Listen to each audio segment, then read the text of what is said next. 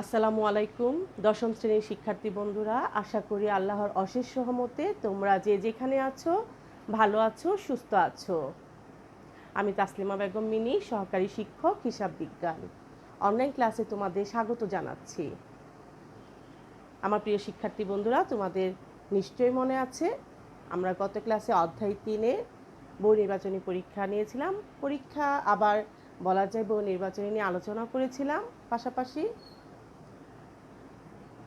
যেহেতু আমাদের সিলেবাস অনুযায়ী সব কয়টা চ্যাপ্টার কমপ্লিট হয়েছে, আমরা এখন রিভিশন ক্লাস করছি। এখন আমরা অধ্যায় 6 নিয়ে আলোচনা করব। এর আগেও আমরা জাবেদা অঙ্কগুলো কমপ্লিট করেছি। তারপরও আজকে কিছু লেনদেন নিয়ে আমি আমার ক্লাসটি সাজিয়েছি। তাহলে তোমরা একটু খেয়াল করো। চলো আমরা আমাদের ক্লাসটি শুরু করি।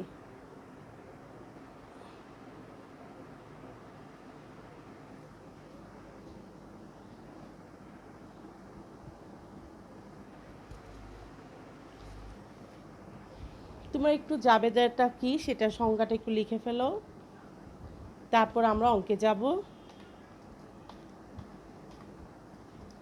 জাবেদা ব্যবসায় প্রতিষ্ঠানের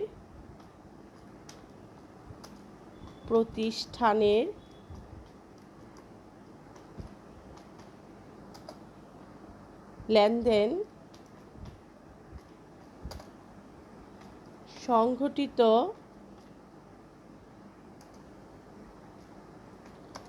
হওয়ার সাথে সাথে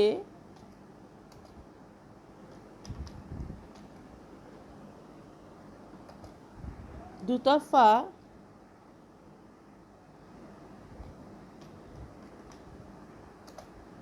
দাখিলা পদ্ধতির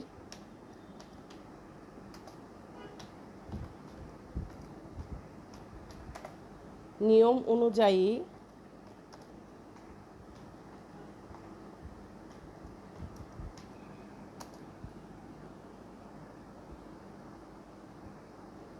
ডেবিট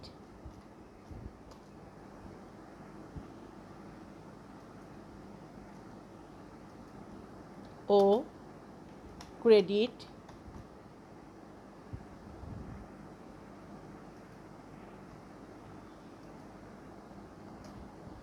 বিশ্লেষণ করে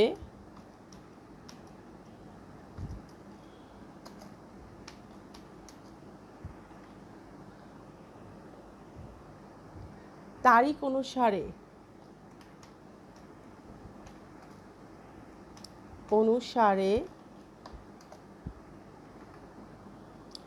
সংক্ষিপ্ত ব্যাখ্যা সহ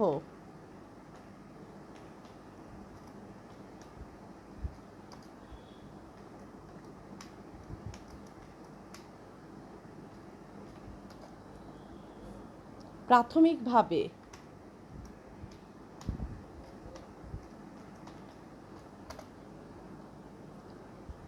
যে বইতে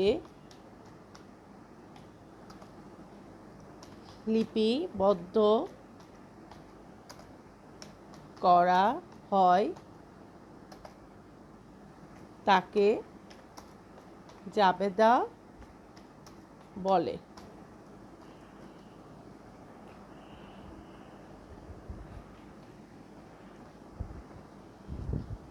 প্রিয় শিক্ষার্থী বন্ধুরা, খেয়াল করো, আমি আবার বলছি, জাবেদা সংজ্ঞাটি হচ্ছে ব্যবসা প্রতিষ্ঠানের লেনদেন সংঘটিত হওয়ার সাথে সাথে দুতরফা দাখিলা পদ্ধতির নিয়ম অনুযায়ী ডেবিট ও ক্রেডিট বিশ্লেষণ করে তারিখ অনুসারে সংক্ষিপ্ত ব্যাখ্যা সহ প্রাথমিকভাবে যে বইটি লিপিবদ্ধ করা হয় তাকে জাবেদা বলে।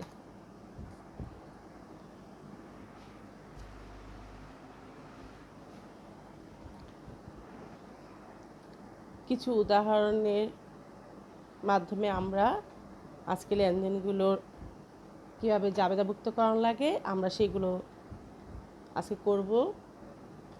তাহলে তোমরা সবাই খাতা কলম ক্যালকুলেটর সামনে রাখো। উদাহরণ 1,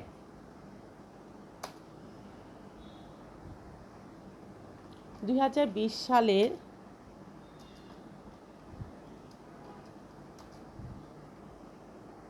1 জানুয়ারি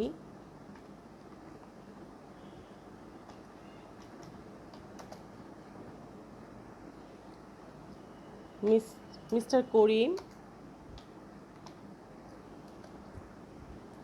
নগদ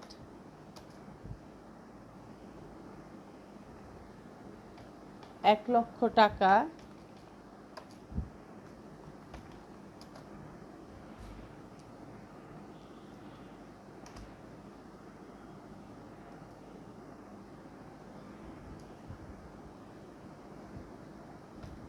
আসবাবপত্র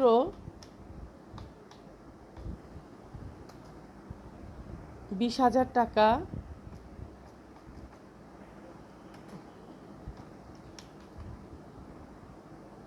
কম্পিউটার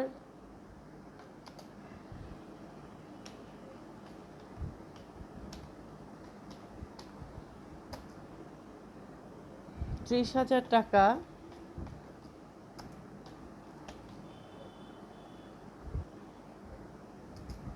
এবং ব্যাংক ঋণ 20,000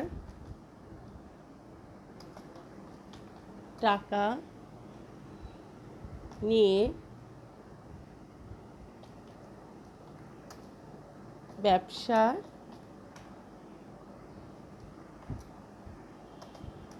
শুরু করল।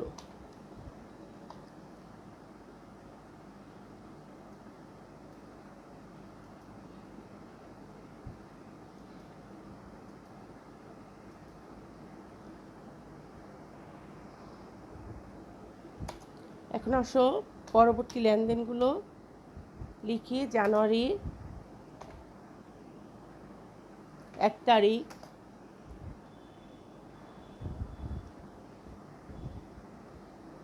জনতা ব্যাংকে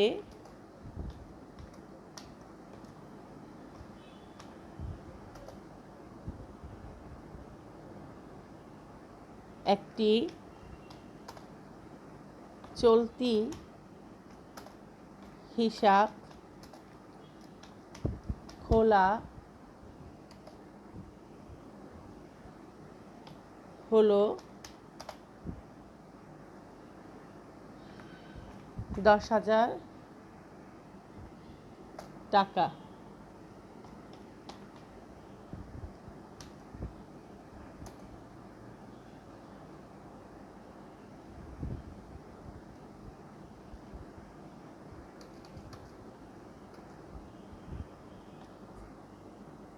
জানুয়ারির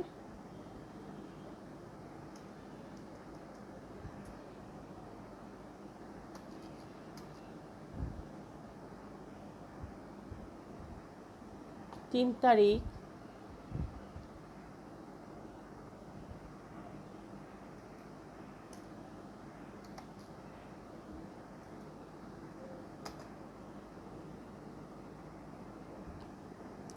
রনি ট্রেডার্স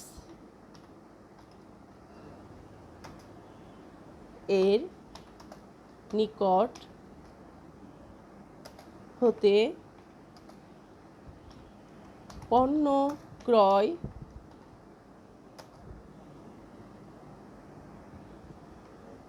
৳40,000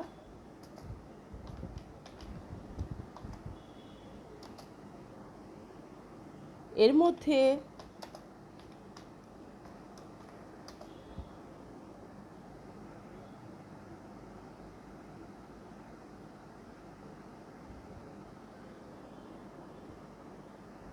%50 নগদে, 30% চেকে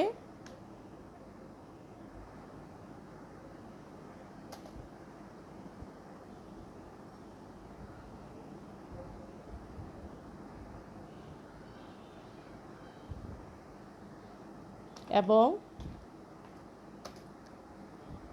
অবশিষ্ট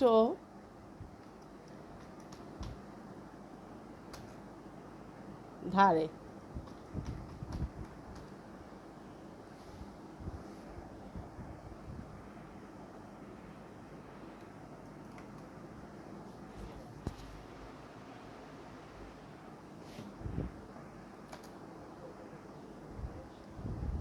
জানুয়ারি 5 তারিখ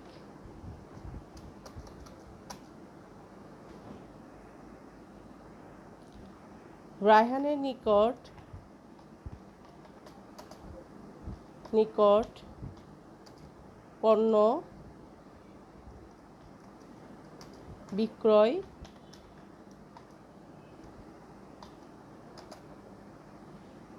এর মধ্যে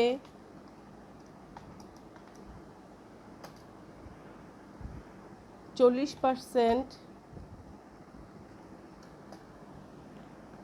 নগদে, 20% চেকে,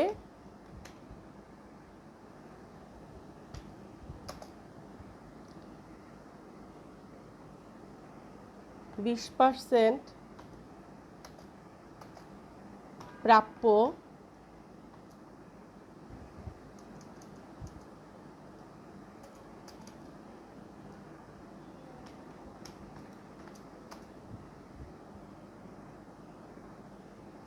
নোটের মাধ্যমে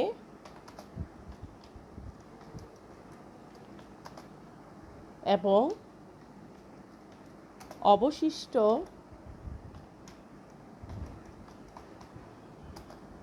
ধারে।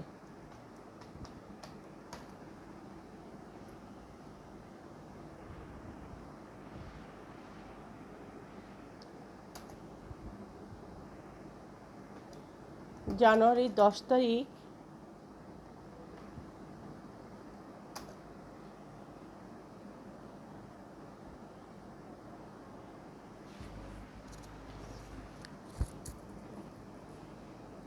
মালিক কর্তৃক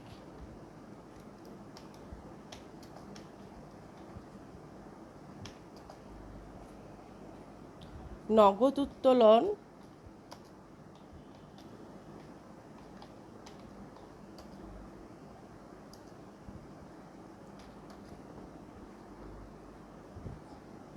৳10,000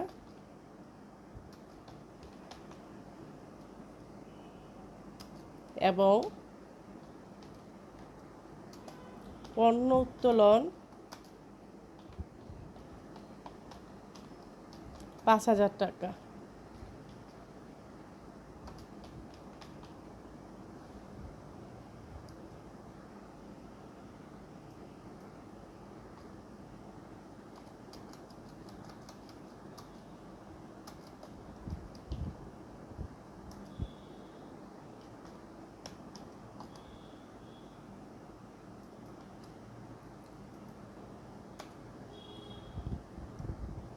জানুয়ারি 12 তারিখ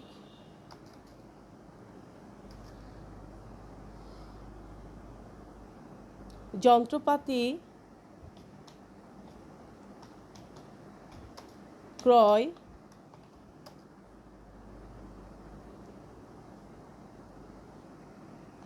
৳25,000,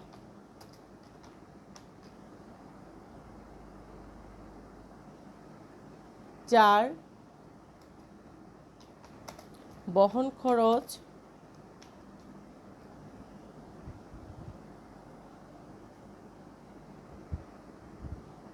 ৳2,000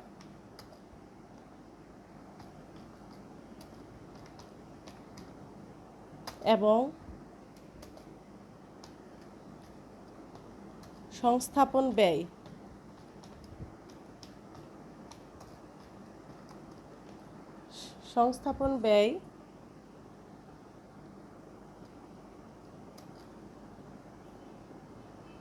৳3,000।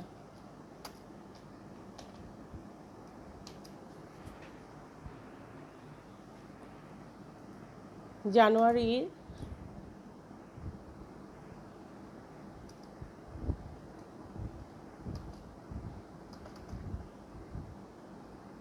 18 তারিখ বিক্রয়ের উদ্দেশ্যে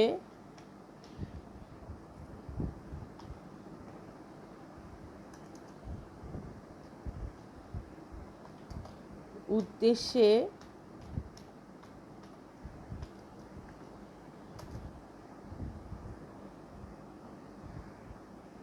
আসবাবপত্র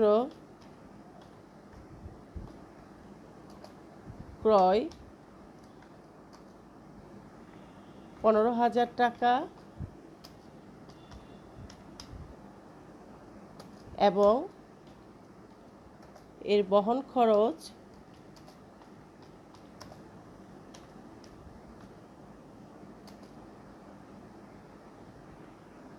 1,000 টাকা।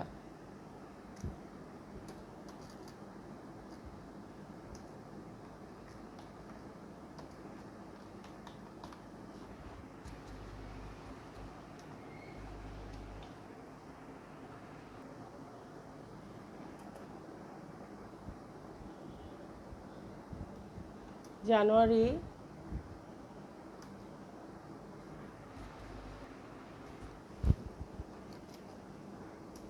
20 তারিখ চেকে বেতন প্রদান 10,000 টাকা।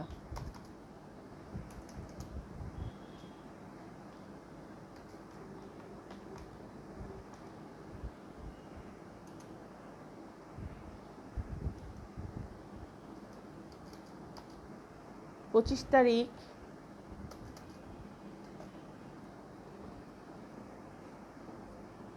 অফিসের জন্য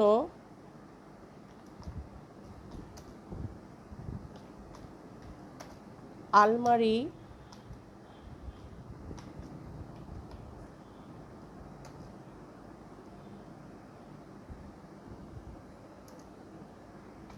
চেয়ার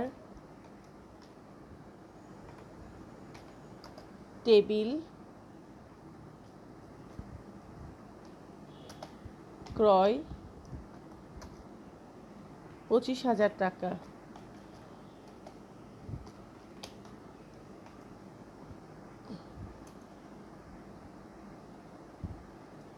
জানুয়ারির 28 তারিখ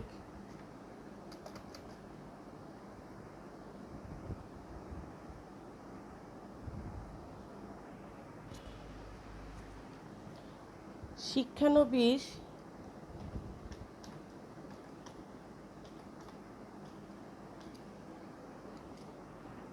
স্যালামি পাওয়া গেল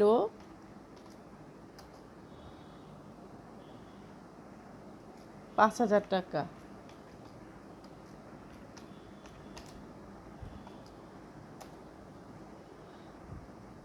জানুয়ারি 30 তারিখ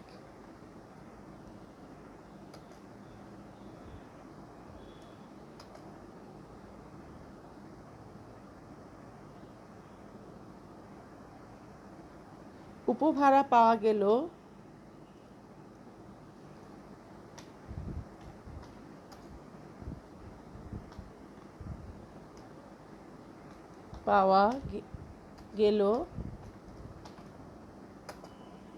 10,000 টাকা।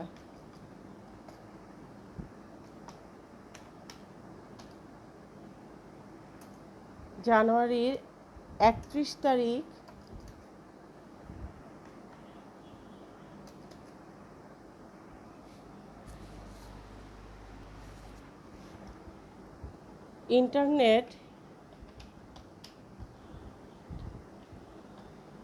ইন্টারনেট বিল প্রদান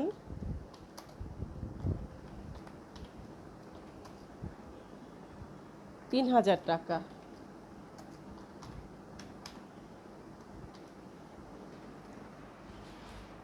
এই হচ্ছে লেনদেন মিস্টার করিমের ব্যবসা প্রতিষ্ঠানে। আমরা এখন এগুলো জাবেদাভুক্ত করব। তাহলে সবাই একটা জাবেদা ছক করে নাও।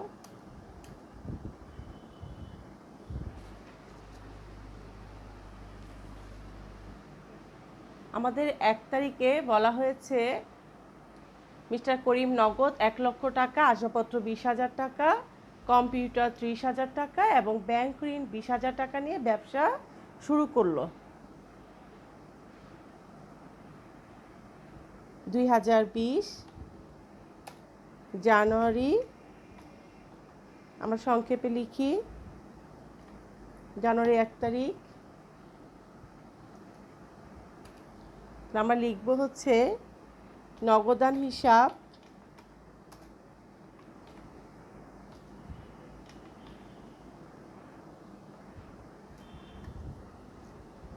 ডেবিট,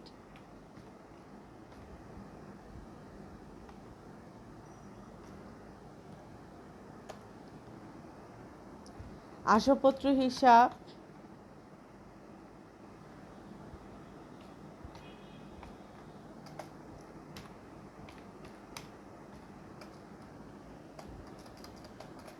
ডেবিট,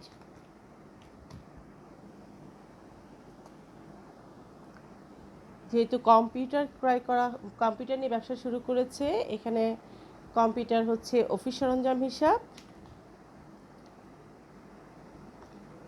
অফিস সরঞ্জাম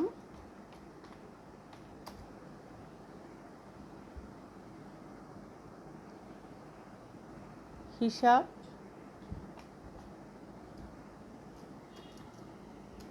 ডেবিট,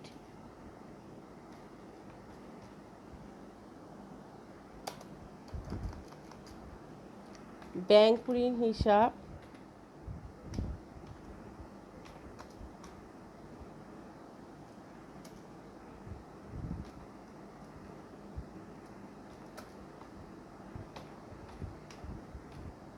ক্রেডিট,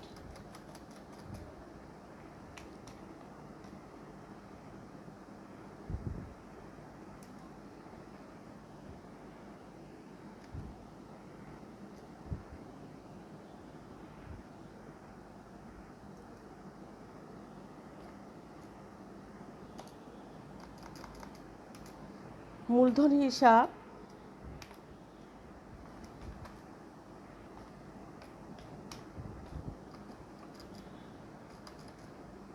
ক্রেডিট।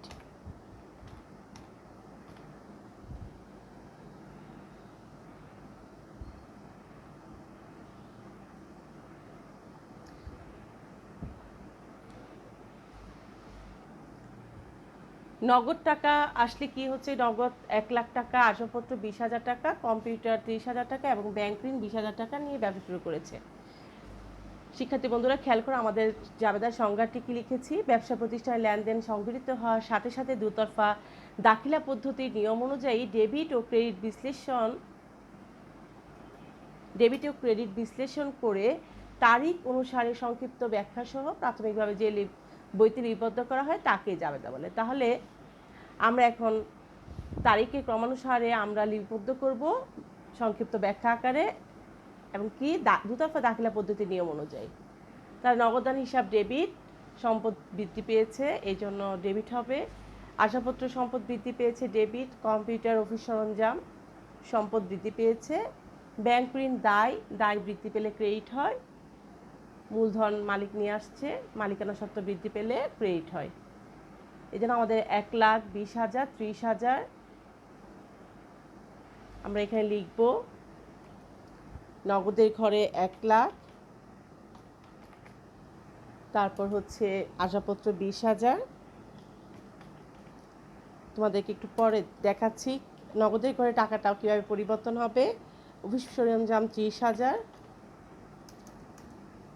টাকাটা পরিবর্তন হবে কীভাবে সেটা। ব্যাংক ঋণ হচ্ছে আমাদের 20,000। ক্রেডিট দিকে দেখো, আমাদের ব্যাংক ঋণ হচ্ছে 20,000। আমি বলেছি নগদ টাকার পরিবর্তন হবে কীভাবে। নগদ 1,00,000 টাকা ছিল, নিয়ে আসছে। ব্যাংক ঋণ হচ্ছে 20,000, তাহলে ব্যাংক ঋণ যদি নেওয়া হয় নগদান হিসাব ডেবিট, ব্যাংক ঋণ হিসাব ক্রেডিট। অর্থাৎ এই দুতরফা দাখিলা পদ্ধতির নিয়ম অনুযায়ী আমরা জানি প্রতিটি লেনদেনের প্রতিটি হিসাব খাত অর্থাৎ দুইটি হিসাব খাতকে প্রভাবিত করে সাধারণত লেনদেনের সাধারণত দুটি হিসাব খাতকে প্রভাবিত করে। তাহলে দেখো, নগদান হিসাব ডেবিট, ব্যাংক ঋণ হিসাব ক্রেডিট। এই 20,000 টাকা তাহলে আমাদের নগদের সাথে কি হবে, যোগ হবে দুতরফা দাখিলা পদ্ধতির নিয়ম অনুযায়ী। তাহলে আমাদের নগদের ঘরে হবে 1,20,000 টাকা। আমি শুরুতেই বলেছিলাম আমাদের নগদ টাকাটা পরিবর্তন হবে, নগদ 1 লাখ টাকা, আর ব্যাংক ঋণ যে 20,000 টাকা, এই 20,000 টাকা নগদ 1 লাখ টাকার সাথে যোগ হয়ে হবে 1,20,000 টাকা। তাহলে একদিকে এ বৃদ্ধি পেয়েছে আর একদিকে কি এল বৃদ্ধি পেয়েছে। এখন দেখো, ডেবিট দিকে 1,20,000, আসবাবপত্র 20,000 হচ্ছে 1,40,000 টাকা। তারপর হচ্ছে কম্পিউটার অর্থাৎ অফিস সরঞ্জাম হচ্ছে আমাদের 30,000 টাকা। এখন আমরা যদি যোগ করি, ডেবিট দিকে টাকার পরিমাণ কত, 1,40,000, 37, 1,70,000 টাকা। আর ক্রেডিট দিকে হচ্ছে ক্রেডিট দিকে হচ্ছে 20,000 টাকা। 1,70,000 টাকা থেকে 20,000 টাকা আমরা যদি মাইনাস করি, তাহলে হচ্ছে 1,50,000 টাকা। এই 1,50,000 টাকাই হচ্ছে আমাদের মূলধন।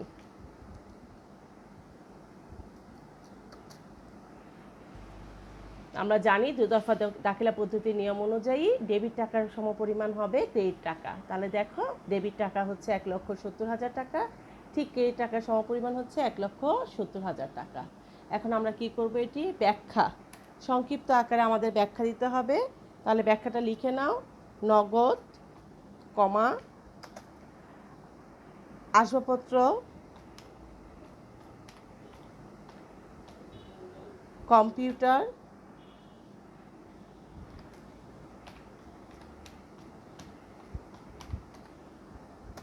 ও ব্যাংক ঋণ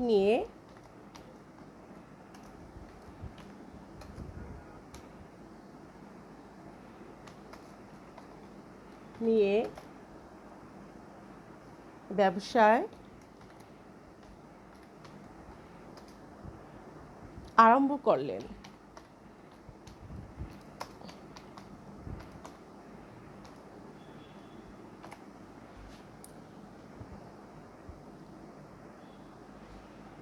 এই হচ্ছে আমাদের জানুয়ারি 1 তারিখে লেনদেন অনুযায়ী জাবেদাভুক্তকরণ। এখন দেখো, জানুয়ারি 1 তারিখে বলা হয়েছে জনতা ব্যাংকে একটি চলতি হিসাব খোলা হলো 10,000 টাকা। চলতি হিসাব খোলা হলে আমাদের জানুয়ারি 1 তারিখ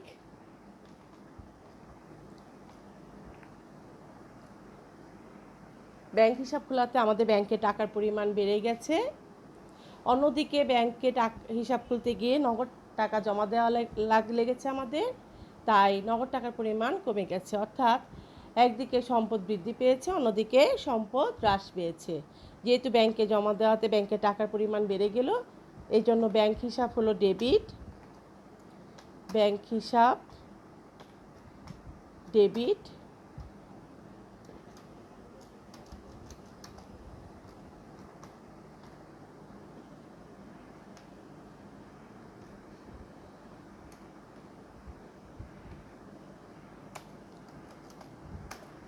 যেহেতু কারবার থেকে নগদ টাকা দিয়ে ব্যাংকে টাকা জমা দিয়ে ব্যাংক হিসাব খোলা হয়েছে, তাহলে নগদ টাকার পরিমাণ কমে গেছে, সম্পদ হ্রাস পেয়েছে, তাই নগদান হিসাব ক্রেডিট।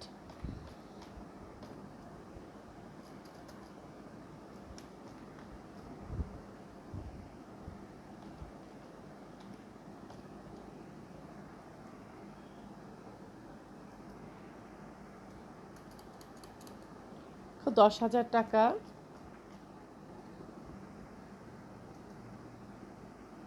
ঠিক আমরা ক্রেডিট দিকেও সমপরিমাণ টাকা আমরা লিখব 10,000 টাকা। আমাদের ব্যাখ্যা হবে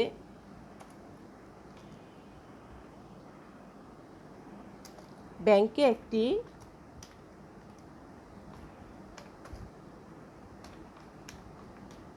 চলতি হিসাব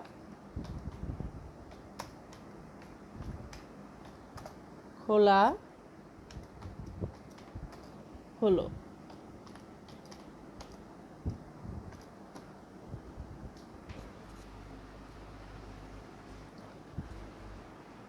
আমাদের জানুয়ারি 2 তারিখের দুঃখিত, 3 তারিখে লেনদেনটি হচ্ছে খেয়াল করো। রনি ট্রেডার্সের নিকট হতে পণ্য ক্রয় 40,000 টাকা। এই 40,000 টাকার এর মধ্যে 50,000 টাকা নগদে, 30,000 টাকা চেকে এবং অবশিষ্ট ধারে। ক্রয় করলে আমাদের খরচ বৃদ্ধি পায়, আমরা খরচ বৃদ্ধি পেলে জানি ডেবিট, এর জন্য ক্রয় হিসাব হবে ডেবিট। নগদে পণ্য ক্রয় করতে গিয়ে আমাদের নগদ অর্থের পরিমাণ অর্থাৎ সম্পদের পরিমাণ কমে যাবে, এই জন্য নগদান হিসাব হবে ক্রেডিট। চেকের মাধ্যমে করাতে ব্যাংকে টাকার পরিমাণ কমে যাবে, এই জন্য ব্যাংক হিসাব হবে ক্রেডিট। এবং বাকিতে পণ্য ক্রয় করলে পাওনাদার সৃষ্টি হয়, কারণ আমাদের পাওনাদারের টাকা পরিশোধ করতে হবে, অর্থাৎ দায় বৃদ্ধি পেয়েছে, এই জন্য হবে ক্রেডিট। তাহলে জাবেদাটা কি হবে? ক্রয় হিসাব ডেবিট, নগদান হিসাব ক্রেডিট, ব্যাংক হিসাব ক্রেডিট, পাওনাদার হিসাব ক্রেডিট। জানুয়ারি 3 তারিখ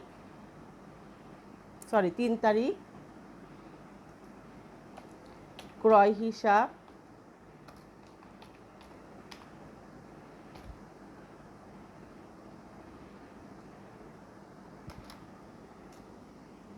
ডেবিট, নগদান হিসাব ক্রেডিট,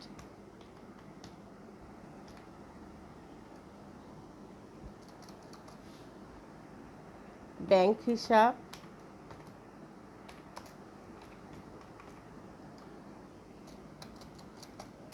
ক্রেডিট,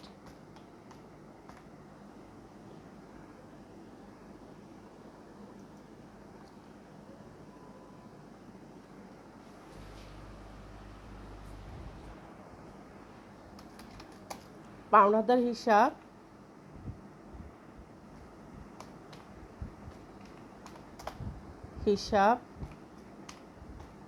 ক্রেডিট।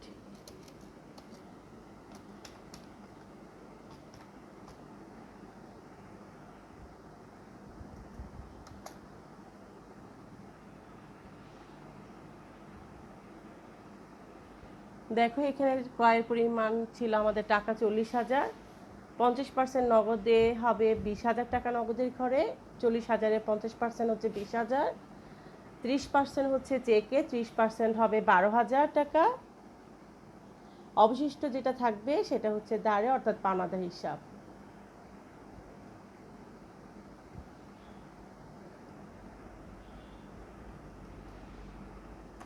ক্রয় হিসাব 40,000 টাকা, এর দিকে আমরা লিখব 50% হচ্ছে 20,000 টাকা নগদের ঘরে, তারপর ব্যাংকের হচ্ছে 30% হচ্ছে 12,000 টাকা 40,000 টাকার উপর,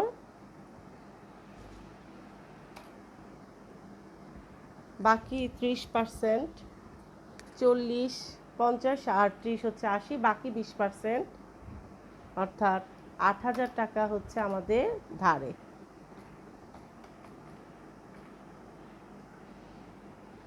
এই হচ্ছে আমাদের 40,000 টাকা। ব্যাখ্যা হবে নগদে, চেকে এবং ধারে পণ্য ক্রয় করা হলো।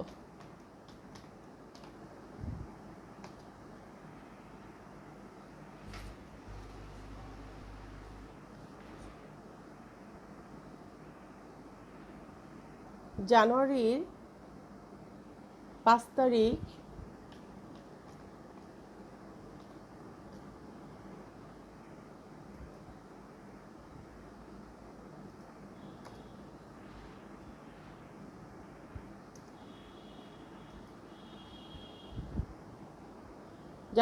তারিখে আমাদের রায়হানের নিকট পণ্য বিক্রয়, এর মধ্যে 40% নগদে, 20% চেকে, 20% প্রাপ্য নোটের মাধ্যমে এবং অবশিষ্ট ধারে। তাহলে বিক্রয়ের ফলে আমাদের কারবারে নগদ অর্থ আসছে, সম্পদ বৃদ্ধি পেয়েছে, চেকের মাধ্যমে যেহেতু বিক্রয় করা হয়েছে তাহলে আমার ব্যাংকে টাকার পরিমাণও বেড়ে গেছে, পাশাপাশি প্রাপ্য নোটের মাধ্যমে হয়েছে, তাহলে আমাদের প্রাপ্য নোটা ওইটাও সম্পদ বৃদ্ধি পেয়েছে। আর বিক্রয়ের ফলে বাকিতে বিক্রয়ের ফলে দেনাদার সৃষ্টি হয়, দেনাদারও সম্পদ বৃদ্ধি পেয়েছে, দেনাদার হিসাব ডেবিট হবে। আর বিক্রয়ের ফলে কারবারে আয় বৃদ্ধি পেয়েছে, এই জন্য আয় বৃদ্ধি পেলে কি হয় আমরা জানি ক্রেডিট, এই জন্য বিক্রয় হিসাব হবে ক্রেডিট। তাহলে চলো লিখি, নগদান হিসাব ডেবিট,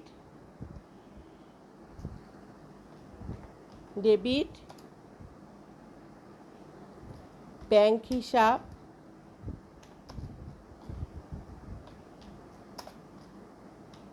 ডেবিট,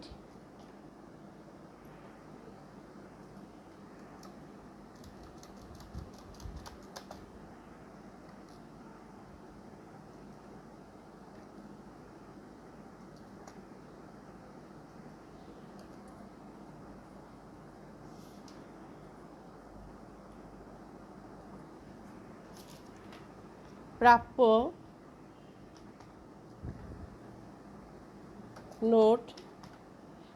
নোট কিংবা প্রাপ্য বিল, প্রাপ্য নোট হিসাব ডেবিট, দেনাদার হিসাব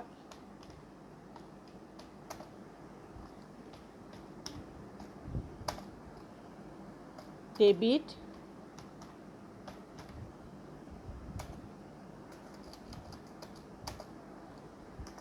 বিক্রয় হিসাব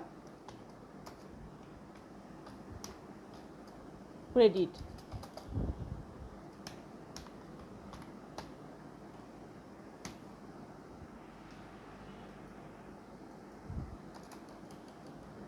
আমাদের বিক্রয় হিসাব ক্রেডিট হচ্ছে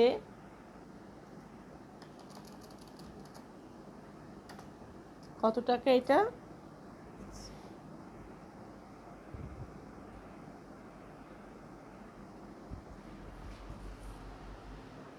দুঃখিত, আমি বিক্রয়ের টাকার পরিমাণটা লিখে নিই, 50,000 টাকা লিখো।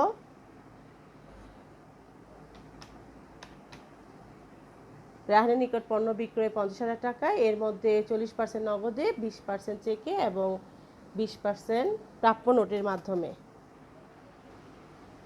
বিক্রয় ঘরে তাহলে আমরা লিখব 50,000 টাকা। এখন আসো নগদে ঘরে লিখব আমরা 40% হচ্ছে 50,000, 40% হচ্ছে 20,000 টাকা।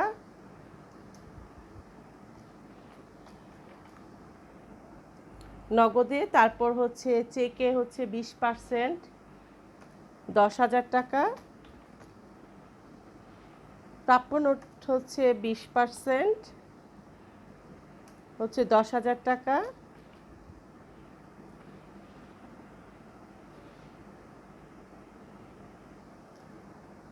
অবশিষ্ট ধারে অর্থাৎ বাকি যে 20% ধারে দেনাদার সেটির পরিমাণ হচ্ছে 10,000 টাকা।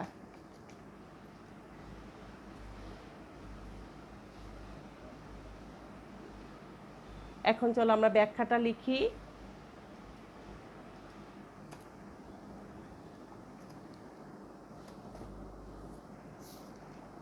নগদে চেকে বিলের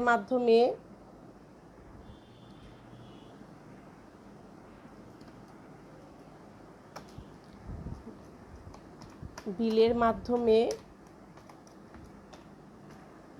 ও বাকিতে পণ্য বিক্রয় করা হলো।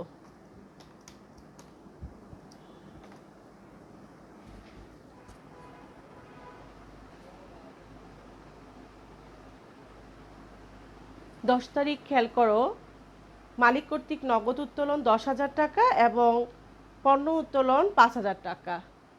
তাহলে উত্তোলন হিসাব ডেবিট, নগদান হিসাব ক্রেডিট, ক্রয় হিসাব ক্রেডিট। মালিক কর্তৃক উত্তোলন হলে মালিকানা সত্ত্বের পরিমাণ কমে গেছে, তাহলে মালিকানা সত্ত্ব হ্রাস পেলে হয় ডেবিট, এই জন্য উত্তোলন হিসাব ডেবিট হয়েছে। কারবার থেকে নগদ অর্থ উত্তোলন করায় সম্পদের পরিমাণ কমে গেছে নগদ অর্থ, এই জন্য নগদান হিসাব কী হলো ক্রেডিট হলো সম্পদ হ্রাস পাওয়াতে। পাশাপাশি ক্রয়ের পরিমাণ কমে গেছে, এই জন্য ক্রয় হিসাব কী হলো ক্রেডিট হলো। আমরা ব্যাখ্যা কি লিখব? মালিক কর্তৃক নগদ ও পণ্য উত্তোলন। উত্তোলন 15,000 টাকা, এর মাঝে নগদ হচ্ছে 10,000 টাকা ক্রেডিট দিকে এবং ক্রয় হচ্ছে 5,000 টাকা, অর্থাৎ পণ্য উত্তোলন করা হয়েছিল 5,000 টাকা। এই 15,000 টাকা হচ্ছে আমাদের ডেবিট দিকে উত্তোলন হিসাব নামে। তারপর 12 তারিখে হচ্ছে যন্ত্রপাতি ক্রয় 25,000 টাকা, যার বহন খরচ 2,000 টাকা এবং সংস্থাপন ব্যয় 3,000 টাকা। শিক্ষার্থী বন্ধুরা, আমরা জানি কোনো যন্ত্রপাতি, আসবাবপত্র এগুলো ক্রয়ের ক্ষেত্রে যদি কোনো সংস্থাপন খরচ, বহন খরচ এগুলো যদি থাকে তাহলে সেই যন্ত্রপাতি কিংবা আসবাবপত্র হিসাব নামে হিসাবভুক্ত হবে। এই জন্য দেখো, যন্ত্রপাতি হিসাব ডেবিট, নগদান হিসাব ক্রেডিট। যন্ত্রপাতি ক্রয়ের ফলে সম্পদ বৃদ্ধি পেয়েছে, এই জন্য ডেবিট। অপরদিকে নগদ অর্থ দিয়ে যন্ত্রপাতি ক্রয় করাতে এবং বহন খরচ এগুলো পরিশোধ করাতে, সংস্থাপন ব্যয় করাতে নগদ টাকার পরিমাণ কমে গেছে, অর্থাৎ সম্পদ হ্রাস পেয়েছে, এই জন্য নগদান হিসাব কী হয়েছে? ক্রেডিট। আমাদের যন্ত্রপাতি ক্রয় 25,000, বহন খরচ 2,000, সংস্থাপন ব্যয় 3,000, এই হচ্ছে মোট 30,000 টাকা। খেয়াল করো, যন্ত্রপাতি হিসাব নামে ডেবিট দিকে 30,000 টাকা এবং ক্রেডিট দিকে নগদান হিসাব নামে 30,000 টাকা। আমাদের ব্যাখ্যা, যন্ত্রপাতির মোট ক্রয় মূল্য হিসাবভুক্ত করা হলো। 18 তারিখে আমাদের ছিল বিক্রয়ের উদ্দেশ্যে আসবাবপত্র ক্রয় 15,000 টাকা এবং বহন খরচ হচ্ছে 1,000 টাকা। একটু খেয়াল করবে, বিক্রয়ের উদ্দেশ্যে হলে এটা ক্রয় হিসাব নামে হিসাবভুক্ত করা হবে, আর যদি অফিসের প্রয়োজনে হতো তাহলে আসবাবপত্র হিসাব অর্থাৎ সম্পদ হিসাবে বিবেচনা করা হতো। যেহেতু বিক্রয়ের উদ্দেশ্যে, এই জন্য এটি খরচ, প্রতিষ্ঠানের জন্য খরচ বৃদ্ধি পেলে আমরা জানি ডেবিট, ক্রয় হিসাব ডেবিট, ক্রয় পরিবহন খরচ বৃদ্ধি পেয়েছে এই জন্য ডেবিট, নগদান হিসাব ক্রেডিট।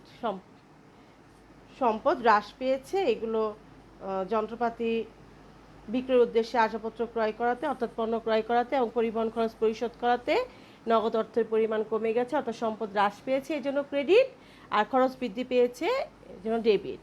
15,000, 1,000 খরচ বৃদ্ধি পেয়েছে 16,000, ডেবিট দিকে ঠিক সমপরিমাণ দেখো, খেয়াল করো, ক্রেডিট দিকে নগদান হিসাব নামে আসছে 16,000 টাকা। আমরা ব্যাখ্যা কি লিখব? বিক্রয়ের উদ্দেশ্যে ক্রয়কৃত বহন খরচ হিসাবভুক্ত করা হলো।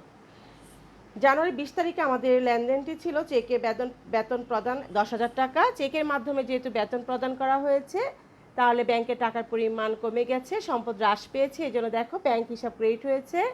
বেতন প্রতিষ্ঠানের জন্য খরচ, আমরা জানি খরচ বৃদ্ধি পেলে ডেবিট, এই জন্য বেতন হিসাব কি হয়েছে? ডেবিট। বেতন হিসাব ডেবিট, দেখো ডেবিটের দিকে হবে 10,000 টাকা, ঠিক ক্রেডিট বরাবর হবে কত? 10,000 টাকা। তারপর জানুয়ারি 25 তারিখ আমাদের ব্যাখ্যাটা আগে বলে নিই। ব্যাখ্যা হবে চেকে বেতন প্রদান। জানুয়ারির 25 তারিখ হচ্ছে অফিসের জন্য আলমারি, চেয়ার, টেবিল ক্রয় 25,000 টাকা। আলমারি, চেয়ার, টেবিল এগুলো হচ্ছে আসবাবপত্র হিসাব, এই জন্য এগুলো ক্রয় করতে গিয়ে আসবাবপত্র অর্থাৎ সম্পদের পরিমাণ বেড়ে গেছে, বৃদ্ধি পাওয়াতে আসবাবপত্র হিসাব ডেবিট হয়েছে, এবং এগুলো ক্রয় করতে গিয়ে কারবার থেকে নগদ অর্থ চলে গেছে, সম্পদের পরিমাণ কমে গেছে, এই জন্য নগদান হিসাব কি হয়েছে? ক্রেডিট হয়েছে 25,000 টাকা। নগদে আসবাবপত্র ক্রয় আমাদের ব্যাখ্যা।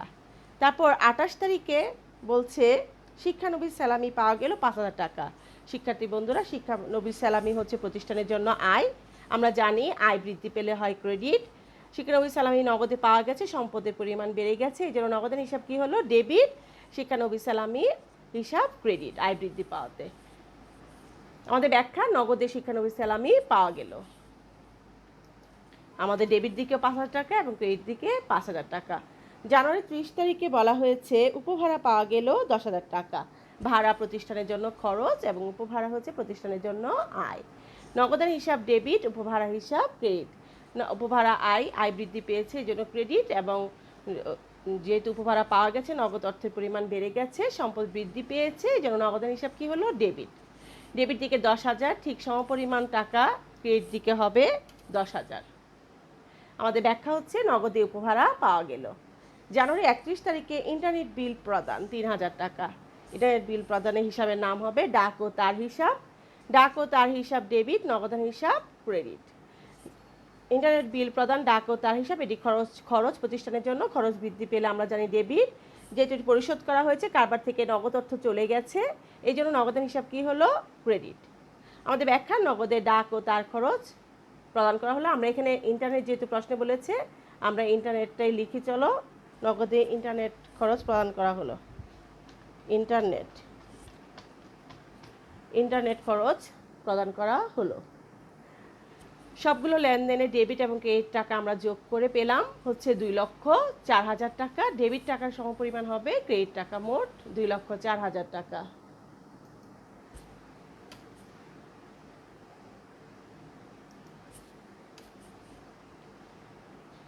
এই হচ্ছে আমাদের আজকের কিছু লেনদেনের আলোকে জাবেদাভুক্তকরণ। আশা করি তোমরা বুঝতে পেরেছ। তোমরা সবাই চেষ্টা করবে ছক এবং নিয়ম করে লেনদেনগুলো হিসাবভুক্ত করার জন্য।